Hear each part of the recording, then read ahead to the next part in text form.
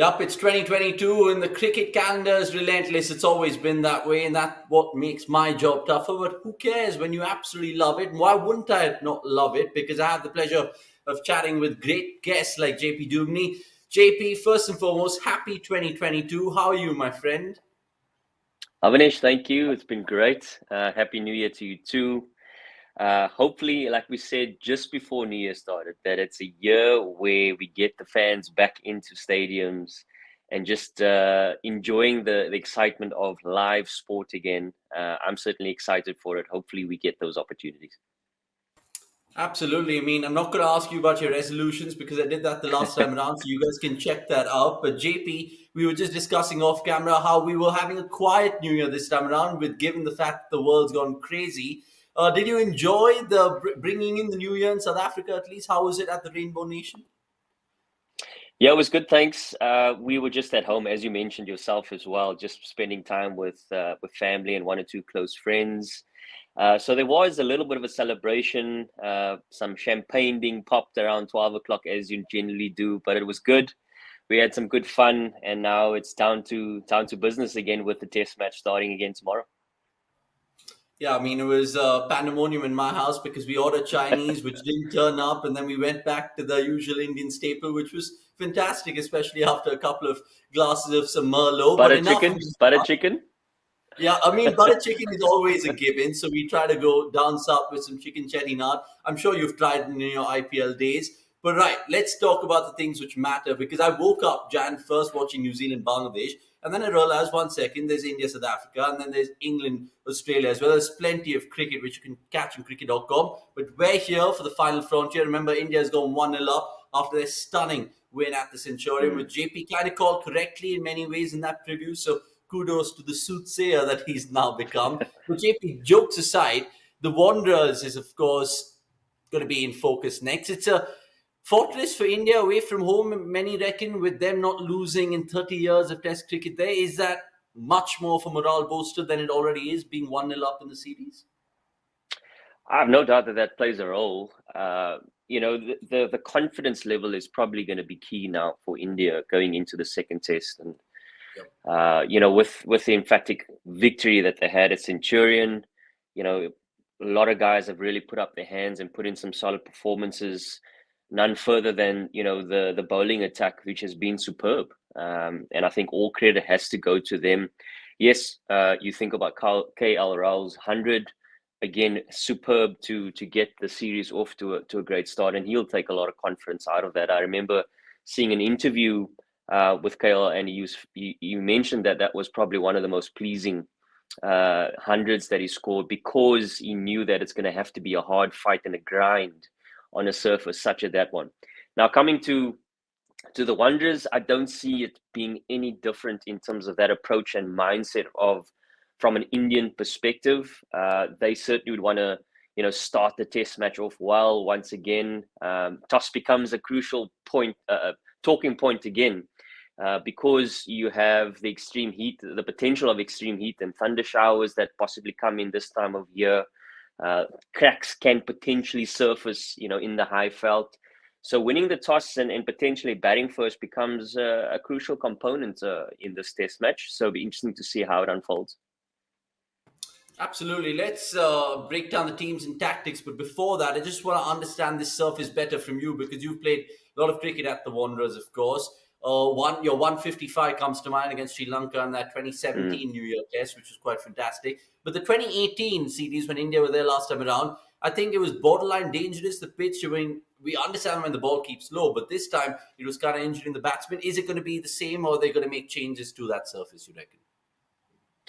Well, if I look at the last 2 years, 3 years, just in 4-day cricket, 1-day cricket, the surfaces have been a touch better in terms of the longevity of the surface. So I don't foresee it being as intense in terms of what we saw in 2018. That was a little bit extreme.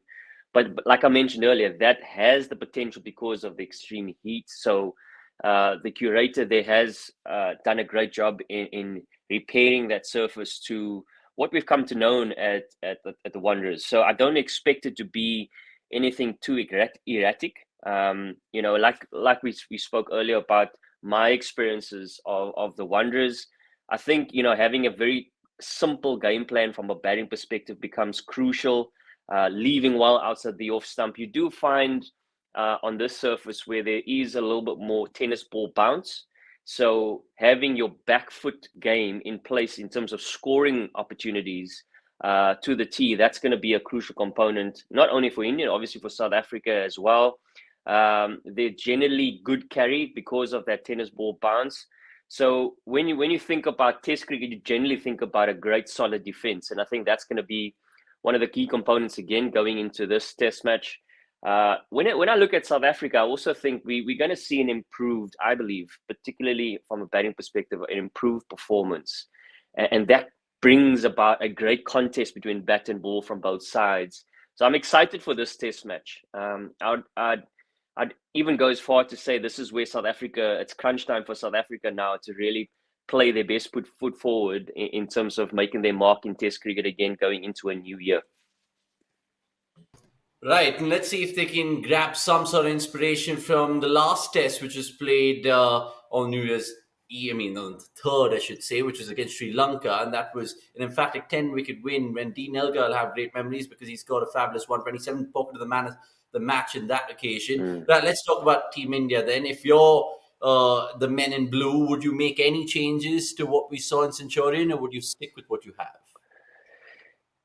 When I think about any team, I think momentum is key. And yes, you want to be strategic in terms of the conditions. I fully understand that. And, there will be a tendency for a conversation possibly to be had from fans, supporters, even in the dressing room itself, whether there's a likelihood of going with an extra seamer, possibly looking at, do you sacrifice an Ashwin? I wouldn't potentially go that route. I'd like to see them go with the similar 11. And the reason why I say that, your Thakur and or Ashwin become, or they are your all-rounders in the team. And it just lengthens that batting lineup substantially. And yes, there hasn't been, what we've come to see from Ashwin with bat in hand in recent times, but he does bring a little bit of confidence to that middle to lower order for the Indian team, particularly on surfaces like this, where there's a potential of, a cluster of wickets, with that extra bounce and a little bit of lateral movement from time to time. So it's important to have the right balance. But also, you think about that three-prong seam attack that has been so successful now for India. And, you don't easily tag X factor to all of them as I mentioned, very easily, but they've definitely shown that. Now, when you've got three out-and-out pacers that have really shown that X factor, you're potentially going a little bit on the greedy route if you're looking for another one.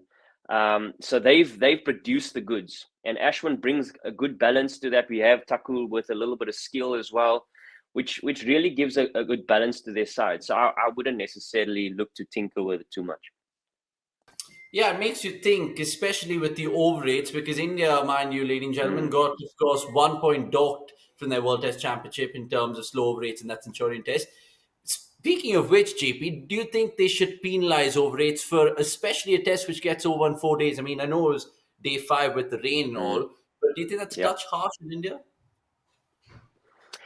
Well, it's a global challenge at the moment. You think about Test cricket on a whole, we're seeing that this conversation is coming up a lot more. We've seen it now in Australia as well with England.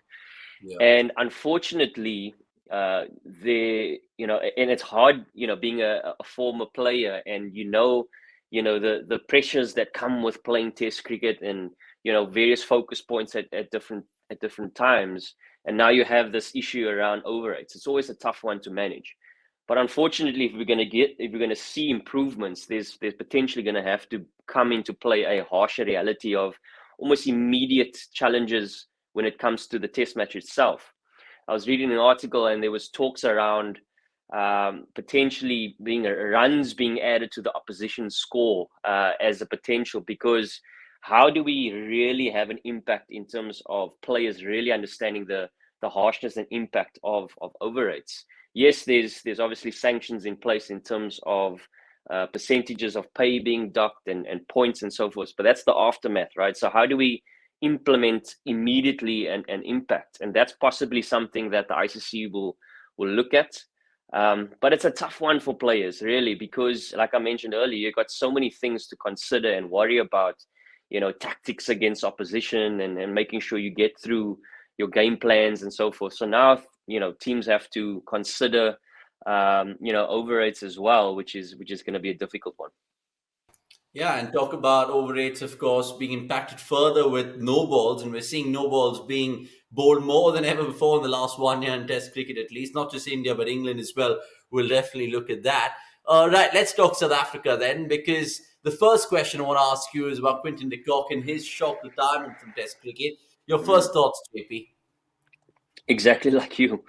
You used the word shock there, and having obviously played with him for a number of years and consider him a good mate, I was really shocked to hear the fact that he had called it in Test cricket at age 29. I think it was 54 Test matches. He was definitely somebody that had the potential of playing 100 plus Test matches for South Africa. Now you think about Quinton de Kock, and I mentioned earlier about the tag of X factor being thrown around. And that certainly comes to mind when you think about a Quinton de Kock, the way and the potential he had of changing the face of a game irrespective of formats. And you think about touring teams, you think about South Africa going offshore, teams always feared a player like Quinton de Kock. And, it's sad to see him go, to be honest. One can respect his decisions and the reasoning for his decisions, as he mentioned, around making sure that he's around for his family, bio bubbles becoming a real challenge, and he's someone that needs the outdoors, that appreciates the wildlife and those kind of things. That's kind of his getaway. And when you're stuck in bio bubbles, tour after tour, you're probably going to see more of these kind of decisions being made. You understand the reasoning for bio bubbles. You understand the harshness of what players have to go through. But it definitely is sad to see him go in terms of the Test format. He's been remarkable, impactful, not only across the world, but just from a South African context and what he's brought to the game. So he'll certainly be missed. But again, with every challenge in terms of missing him, creates an opportunity for another player. And I think about I think the obvious sort of replacement will be Kyle Verreynne. I'm really excited by what I see with Kyle Verreynne. I've also played with him at the Cape Cobras. He's great potential. He's good with the gloves, and I think he's ready to make that real concrete step up now in terms of Test cricket, with him getting the opportunity now to really solidify that position for himself. So an exciting time for him too. Yeah, let's see if he, of course, replaces de Kock right away, because big shoes to fill, like you mentioned, and it's a big blow to South Africa. Right. Any other further changes you see in the South African lineup? Because there's been a talk about Mulder being perhaps a like-for-like swap with Johan Oliver, even though the batting gets thinner there. How do you foresee any of the changes going into the second test? Yeah, I think that becomes a consideration, going on the conditions. And I think from a Dean Elgar perspective, he had mentioned obviously a post Test match that the disappointing part was that first innings for South Africa. Yeah. So if you go the route of dropping the likes of Mulder for an Olivier, it does then put a little bit more pressure on that top six to really put in big performances. But I don't think that that's the worst thing in a way that they can accept that responsibility. One thing about South African cricket has always been the resilience coming back from a challenge. So this is certainly one of those opportunities again. And also the fact that Olivier has had such success, particularly at the Wanderers for the Lions over the last few weeks. I think that will become a consideration. I'm very much one for sticking with the 11, because from a South African context, we haven't played Test cricket for 6 months, so there hasn't been many opportunities. And the potential that lies within Avian Mulder is there. And are they going to give him another opportunity? We'll have to wait and see. Yeah, it makes you think about Marco Jansen as well. I think obviously Keshav Maharaj will keep his place despite the surface being more conducive to pace, shall we say. But only time will tell. Right, I want to know your predictions for this test because, look, you've been calling a few things right on cricket.com and the smile tells it all, JP. So most runs in this test match, most wickets, and who's winning? You can take your time about it. Let's start with the most winning. Sorry, the win for the test match. Win, correct. I'm backing South Africa to come back. And Okay. like I mentioned earlier, I think a sort of tag that sticks in my mind with South African cricket often is resilience. And we're not great at being proactive most times. We're very much reactive, even when I was playing. And that's why I mentioned, the improved performance. But also it bodes well for the series on a whole, going into a third test being 1-1, the sort of excitement around that. So I'm going with South Africa. So Most how will they go runs, about it then, JP? I mean, sorry to cut you off, but how will they don't go worry. about it? Will they bat first, bat big? Is that the Yeah, that's generally the sort of idea when it comes to South African conditions, particularly in the high felt. You want to make sure that you get that big first inning score, even though, you look at the surface potentially and you win the toss and you choose to bat first. That first session becomes a challenge from a batting perspective because of the lateral movement there. But this is where your technique needs to be very solid, and it's going to be tested, no doubt. But you get through that first session, as we saw with India in the first test match. Yes, it wasn't South Africa's best bowling performance in that first day, but credit has to go through to India in the way they sort of impacted the game on day one.